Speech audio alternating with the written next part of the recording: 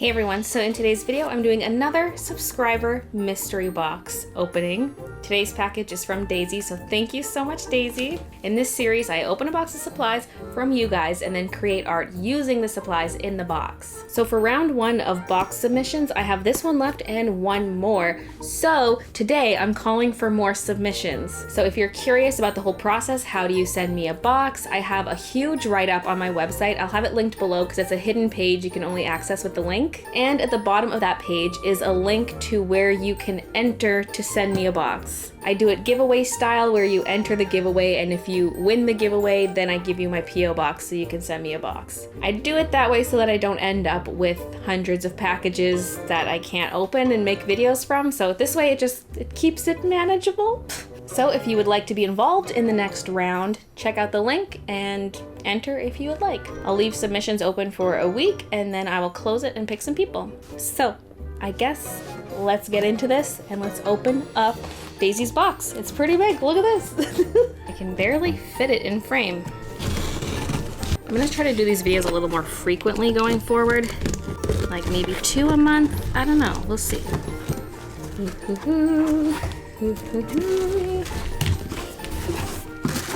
Okay, I see the letter first here. Oh, look at this too. It says, it is a mystery box. Love it, love it. Oh my god, YouTube superstar Baylee J from Daisy Reed. Oh my goodness. Hold up, I also realized I didn't have a face cam on. Hi. I'm such a mess today. I haven't filmed a video in a while. I was at the D23 Expo and right now we have family visiting us. Kiki.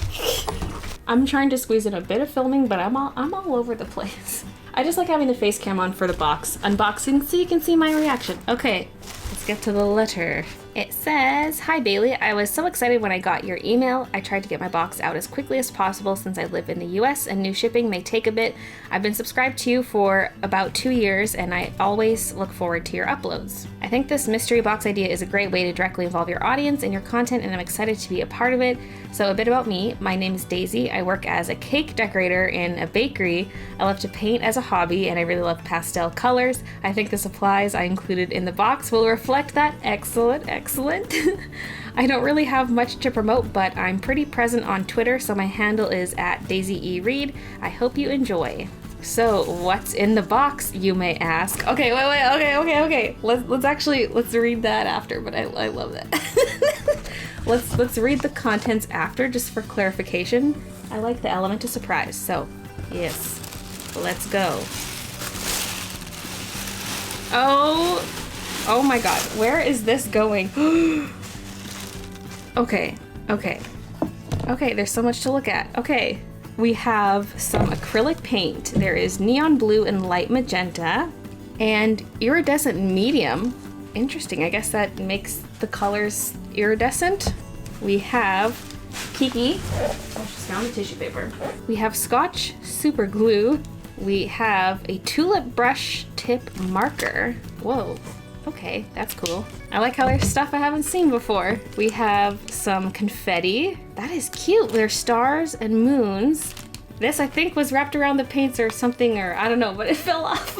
Wait, maybe I'm supposed to use the ribbon, actually. I thought it was I mean, we'll check the list. We'll check the list and we'll find out. There's another tulip brush marker. We have some Artist Loft markers here. Oh, and something else. Oh, there's a lot in here. Okay, so there is a graffiti pen, fabric marker, and a couple paint brushes here. Okay, all right. Ooh, this is a very interesting box. I'm liking this. Yes, and the rest of these are Artist Loft markers. Exciting, exciting. I haven't actually tried Artist Loft markers, so yeah. And some embroidery thread. This is what I saw first as soon as I started peeping under the tissue paper. I was like, embroidery thread. Oh, this is foam. I thought that was construction paper. This is some foam. Ooh. Then there are a couple sheets of paper and a canvas. This is so intriguing. Oh my gosh. Okay, now I'm really excited to read the list of products. I mean, we saw them, but I just, let's see what the explanations are. A canvas and 2 sheets of sketch paper. A girl needs options. paints, pink, blue, and iridescent white embroidery floss, because why not? Some Artist Loft markers, because Copics are too rich for my blood. 2 purple fabric markers, because I had them laying around. 2 foam sheets in pretty colors. 1 of my old paint brushes. Congrats! Some ribbon, super glue, because you never know. A new paintbrush, because I felt bad about giving you a used one. And finally, confetti. I love it. I love the way that was written up. Used art supplies are allowed. Don't feel bad if you just want to send me used stuff, because, you know, why not reuse things if you're not going to use them? It helps keep the cost down too for you guys. So I have it in my write-up. I know Daisy knows this, but for those of you who don't know, it's in my write-up that secondhand art supplies are allowed. Like, it could be a half-empty tube of paint, because I won't use all of this, obviously. So even if it's, you know, it could be half-empty, I'll still use it. Keek is very excited. Yeah, look at all this, Kiki. Do you see some ribbon? Oh my. This is a little bright. Maybe I should turn this light off. Maybe.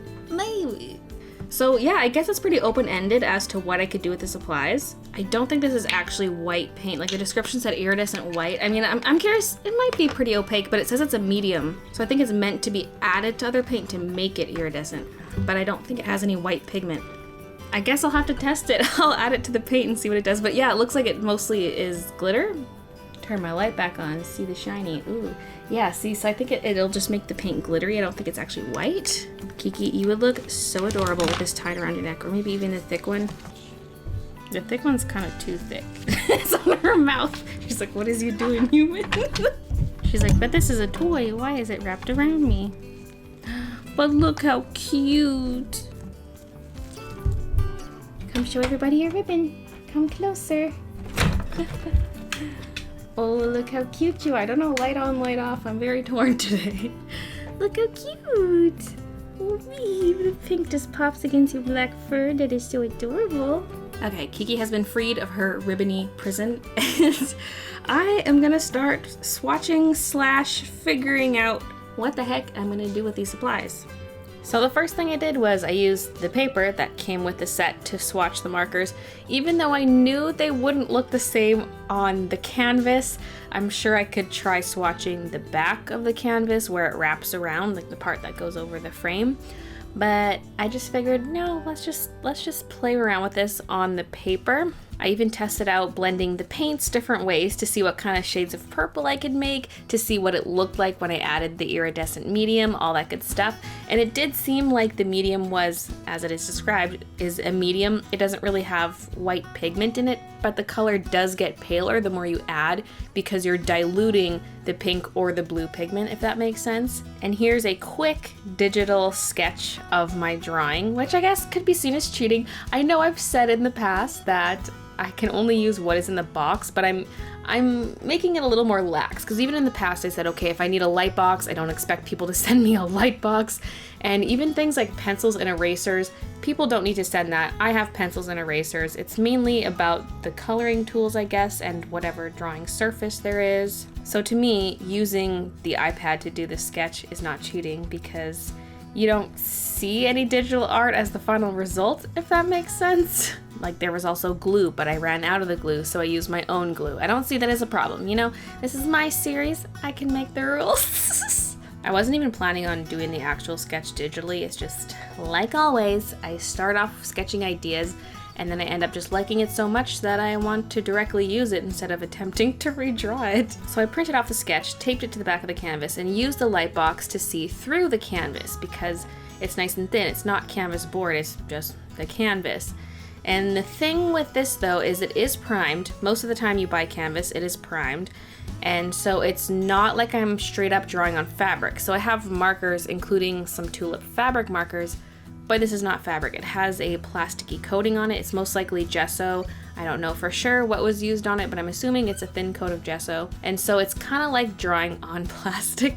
So the colors were quite pale and wouldn't absorb into it. So it left a watercolor-like texture to it, which was actually kind of neat. So I couldn't smoothly blend, but it gave me a new look. It kind of, you know, forced a new look with markers, because yeah, I use markers a lot, but here's something new with markers. And because of this surface, I can't really give a review of the Artist Loft markers based on this, because I didn't really get to blend and it's on an unusual surface, so it's not really a review. Although I have heard that the Artist Loft markers have nibs that are very prone to fraying, so that is very unfortunate. In fact, one of the pinks I had a frayed tip, so I'm assuming that one at least was secondhand. I'm not sure if all the markers were previously used, but at least that one was, because the nib was pretty chewed up already. The rest of the marker seemed okay. At least the ink seemed okay. Pretty much the ink in every alcohol marker is fine. It's fine. But the barrel itself felt very high quality. I was very surprised. It felt very nice. But that's as far as my Artist Loft marker review is gonna go, because it was not a proper attempt at using them. I decided to use the black marker to outline everything though, because I didn't have a really dark paint. It was really the only dark supply included in this, but it worked out perfectly. I could just lay down the color first and then outline it with the black after. And I didn't use it to outline everything, just the facial features mainly and the outline of the face and neck. What was interesting is because the marker ink can't absorb into the canvas, it just sits on the surface, it is very sticky, because you can see my hand touching the ink. Yes, very, very sticky. Also, I just want to mention something about this box, because if you look at my rules to enter this giveaway mystery box thing, you'll notice I said I don't want craft supplies, and I elaborate a little bit that there can be a craft-like element to it as long as I can still make something 2D out of it, and this box is the perfect example of that. We have stuff like the craft foam, the confetti, the ribbon, the glue, things like that. Those are crafty supplies, but we still have things like paint, markers, a canvas, so I can still make it a 2D project. So for example, I don't want someone to send me polymer clay with the intent of making a 3D sculpture. If I was going to be smearing it onto canvas or something like I did one time with that Easter bunny illustration, then that would be fine. And for example, I don't want knitting supplies because I don't want to knit a scarf or a toque. You know, I'm not a craft channel, but I still occasionally do crafty things or art that involves crafty elements. So I 100% don't mind craft supplies as long as I can use it to create something that is overall 2D. Like needle felting is another example of something I wouldn't want unless I'm making something small that I attach to a canvas. I don't know. Pretty much if you include some kind of canvas or artboard, I'll find a way to make it work. But still no knitting, please. I've tried it in the past. Don't make me knit. Or crochet. Cross stitching though, I would be open to that because it's still flat. I mean, knitting can be flat, but I think you get what I'm saying. I want to be able to make some kind of drawing with it. So again, this box, perfect example of including crafty elements. Now, the reason I chose to draw this girl with a ponytail is because of the embroidery thread that was included. Immediately my mind went to braiding the embroidery thread to create some kind of hair on her. I was even gonna make some kind of friendship bracelet type thing, and I thought, no, that doesn't really work, and it'll just probably take a long time. It'd be cool for a background element, but for her hair, I thought I could braid embroidery thread, and so that is why I drew it this way. I have that huge ponytail coming forward in plain sight. Then I built the rest of it around that, although it's pretty simple. It's a bust shot, nothing insanely fancy. I was trying to use the same eye style that I used for my last drawing. It was the petal dance one. I really liked the way the eyes looked in that, so I was trying to do the same style in this. Pretty much just the same as I usually draw them, except it's a little more square and you have an extra line on the inner corner of the eyes. So like I mentioned before, the ink just sits on the surface and doesn't actually absorb into the canvas, which was very interesting because if I made a mistake, I could go in and lift the color away. Like with her ears, I drew too many lines inside her ears and decided I wanted to remove them, and I could just go in with the skin color and scoop up the black and take it away. It was very nice. I even ended up tweaking her lips a bit because I colored them a little bit off, and so I was able to go in and fix them. That's something you normally can't do with markers. And here I'm braiding the embroidery thread. It was a struggle because these were very long pieces of thread, so I would overlap them a few times and then I'd have to pull the strings free so they wouldn't get too knotted. I braided one braid of each color, and then ended up braiding them together to make one big braid because I wanted some kind of prominent braid and then strands of hair. So initially in my mind I'm thinking, okay, braid all 3 colors together and then use loose strands. But the embroidery thread is a little too thin, I think, for how big the canvas is. So that's why for the individual strands, I'm doing air quotes, strands, it's actually a braid, and then the braid is it's braided braids. There are 3 braids that make the braid. It just made me think of Rapunzel's braid the whole time. So then I took my X-Acto knife and cut some slits into the canvas. I was being very careful for the first one, but then once I got a feel for it, it was a lot easier. It was actually very easy to puncture the canvas. I thought it would take more work, but the knife just slid right on through. Then I took my strands of embroidery thread and pushed them through the holes and glued them down on the back so that they wouldn't pop out. This little super glue was super handy because it dries so fast. I have some stuff similar to this, and it's amazing. I mainly use it for fixing things around the house, but it worked so well for this because of the fast drying time. I also glued a little dot on the front because her ponytail does have that curve at the top, and so I would glue near where the curve is so that the ponytail would hang straight down on the part that's straight down in the drawing. Otherwise it would hang over by her face, like closer to her ear. I also added some shorter strands of the braids on the part of her hair that leads up to the pony because I had some extra, plus that was how I originally drew it, so yeah, it worked out. I added in the strands of other colors. There was the brown, pink, and purple, and I purposely made them different lengths so that they wouldn't all hit at the same spot, and I purposely made them longer than the rest of her pony because her pony goes behind her shoulder, but I thought it would look kind of neat if the braids hung in front. I don't know. And yes, you could glue down the entire braids, but I thought it would be neat if they were just free hanging and could move around. That's why there's only glue at the top to control the curvature, and then it just hangs straight down. Part of me wonders how this canvas would have held up with the cuts if it wasn't primed, because would it unravel? Would it just fray? Or is it tightly woven enough that it would survive? I don't know, but it just worked out. It worked out great the way it was. Now I'm taking those acrylic paints and I added the iridescent medium, and I'm doing some diagonal lines in the background. Just a bit of an abstract look. Keeping the lines diagonal helps it feel a little more dynamic, even though it's a still pose. It just helps offset her stillness. So I just took the blue and pink and did the lines, and I didn't blend them. I decided no purple in the background. That way her hair would stand out more against the background. I put a lot of pink in the bottom right hand corner because I knew I would be gluing on a bunch of stuff there later. You'll see.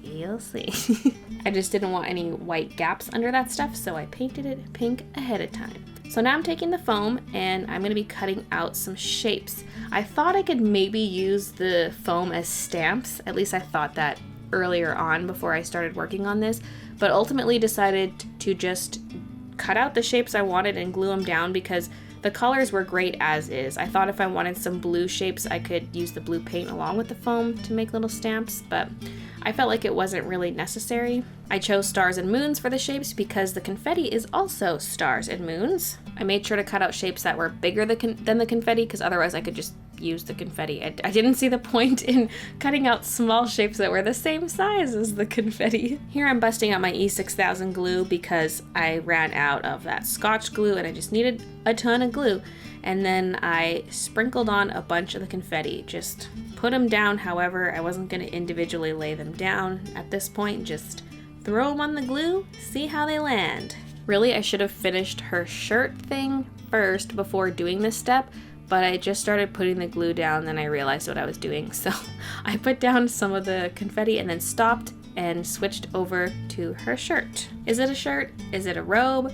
Is it a kimono? I don't know what it is. I just thought it would be really cool if I cut slits in the canvas again and then used ribbon for the outfit, because I had to incorporate the ribbon somehow, so I thought it can be her clothes. Now for this part, I didn't really have to cut slits into the canvas. It does make it a little more rigid, solid, and makes it so the ribbon's not gonna fall off as easily, but I could have just folded over the edge of the ribbon and glued it down instead of sticking it through the slits, because Those are pretty big, especially the one by her hair. So if you want to do something similar, you don't have to cut into your canvas, especially if you're using something hard like a wood board and you want to do something similar, you can just glue it right onto the surface. After putting down that second piece of ribbon, I realized I wanted the third piece to be underneath that one, so I had to pull it out so I could tuck the other guy in there first. And then I took the skinny ribbon and did a stripe of that along the outfit just to give it some detail. And this one I glued down on the front as well just to keep it snug in place. I decided to only put this strip on one side though, not on the other side of her outfit. Then once it was all tucked, I glued it down on the back. Then it was time to go to town with the glue once again to stick more stuff on the top. I wanted to stick down those foam shapes I cut out and just more of the confetti. The plan was to concentrate these elements in the bottom right hand corner and then have them fade upwards a little bit and then include a few more in the top left corner. Also, I really like the way the string is laying on the canvas right now, the way it looks like it's blowing out to the side. It looks very nice. It doesn't match what the rest of her hair is doing, but it's still kind of cool. I glued some of the confetti on top of the foam and I cut some little shards out of foam just to add more detail, I guess, make a shape that's different than the stars and the moons because everything was stars and moons. I even cut some of the confetti to make little shiny triangle pieces because it was a bit boring having just the pink and purple, so I chopped up the confetti and glued those down too. Here I'm using some more super glue, but it's just stuff that I already had at home. The E6000 can be messy when you want just small amounts of it because once you squeeze the tube, it just keeps oozing out even after you stop squeezing. You can see a lot of glue here on the foam. It doesn't look that good up close. Looks kind of gross, but yeah, that is the finished art. I had a lot of fun experimenting with the different mediums, and I love how there's different textures. You've got the shiny metallic sequins, you've got the foam, the ribbon, the embroidery thread. There's a lot going on there. It's pretty cool, so thank you so much, Daisy, for sending me this amazing box. Your thank you package will be in the mail soon. Thank you guys so much for watching, and I'll see you in my next video.